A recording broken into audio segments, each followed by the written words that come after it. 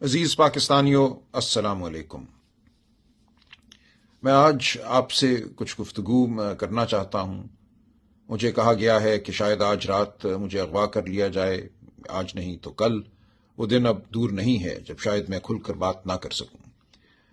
میں یہ آپ سے کہنا چاہتا ہوں کہ پاکستان اس وقت ایک بار پھر ایک انتہائی تاریک دور سے گزر رہا ہے۔ مجھے سیاست میں آئے کوئی زیادہ عرصہ نہیں گزرا۔ میں ایک وکیل ہوں، میرے والد صاحب مرحوم بھی وکیل تھے۔ ہم نے تمام عمر محنت، خلوص، سچائی کی لگن میں گزاری ہے۔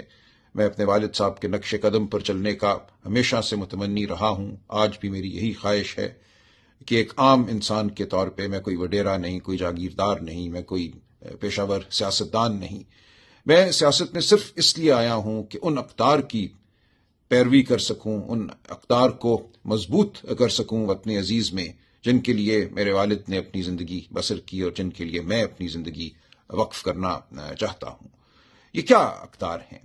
یہ اقدار شرافت کی اقدار ہیں۔ یہ وہ قدر ہے جو کہتی ہے کہ ہر انسان کا احترام کرو، چادر کا، چار دیواری کا احترام کرو، قانون کا احترام کرو، سچائی کا احترام کرو۔ آج مجھے یہ نظر آتا ہے کہ اس ملک میں ایک ایسا نظام حکومت قائم ہے جو صرف دھونس پر قائم ہے، جو جھوٹ پر قائم ہے، جو فریب پر قائم ہے۔ میں سیاست میں صرف اس لیے آیا کہ میں اس دھونس، اس جھوٹ، اس فریب کی مزاحمت کر سکوں۔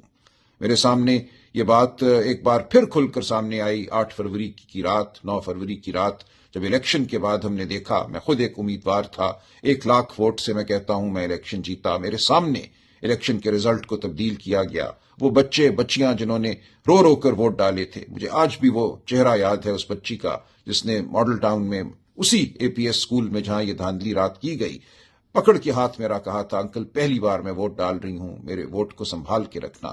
ہم اس ووٹ کو نہیں سنبھال سکے کیونکہ ہم سے چھین لی گئی وہ امانت جو ہمیں قوم نے دی تھی۔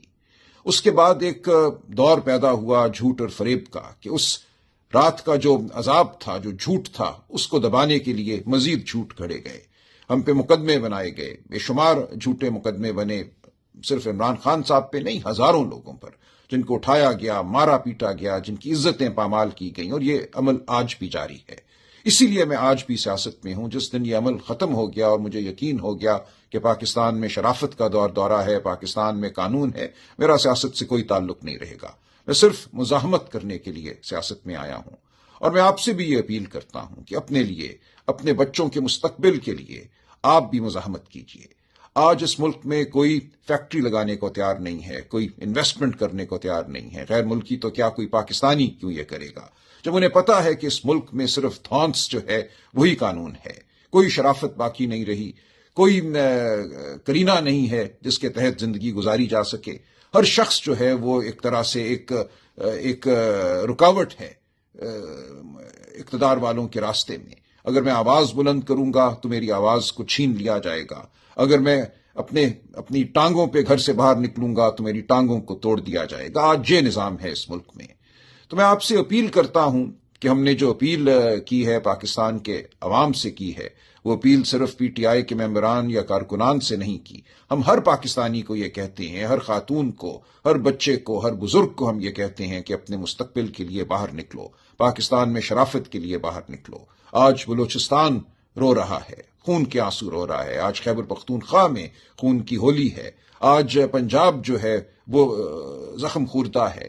سندھ میں لوگ احتجاج کر رہے ہیں، باہر آ رہے ہیں، ان کو اپنے پانی کا نہیں پتا کہ ان کو پانی ان کے کھیتوں کو ملے گا نہیں ملے گا، ان کے حقوق کیا ہیں، کرپشن کا دورہ ہے۔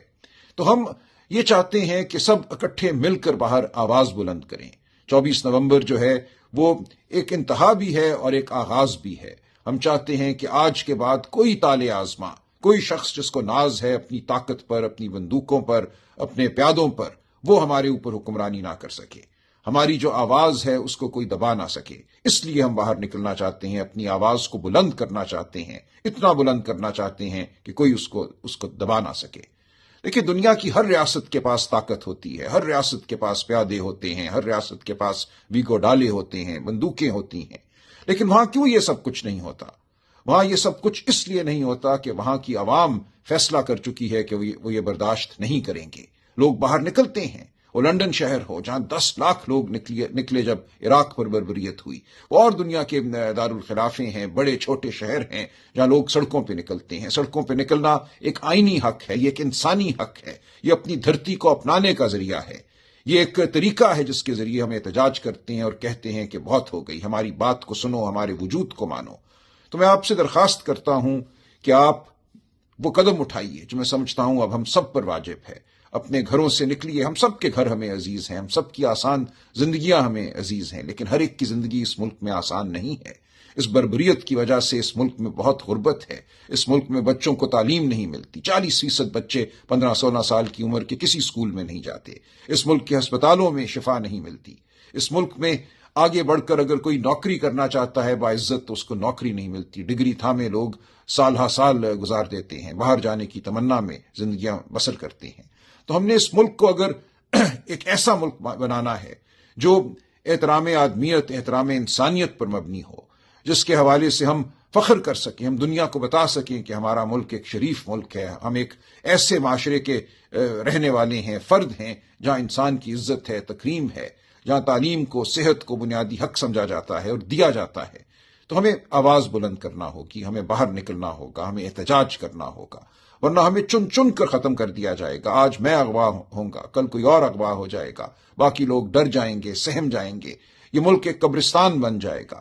ہم نے اس ملک کو قبرستان نہیں This is all that I know is to be Māori, and we didn't get the opportunity to challenge the bill as much as we would have liked to, through point of orders, through speeches, through debates, and we waited till the very last second, the last vote.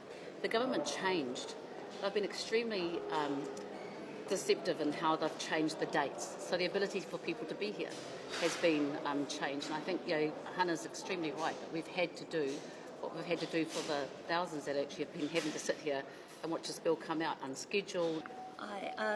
Tika, ko tēnei pire, it's literally split us, our country into two, that's why I wrote the paper, but the treaty unites us as country, so we can be better than that.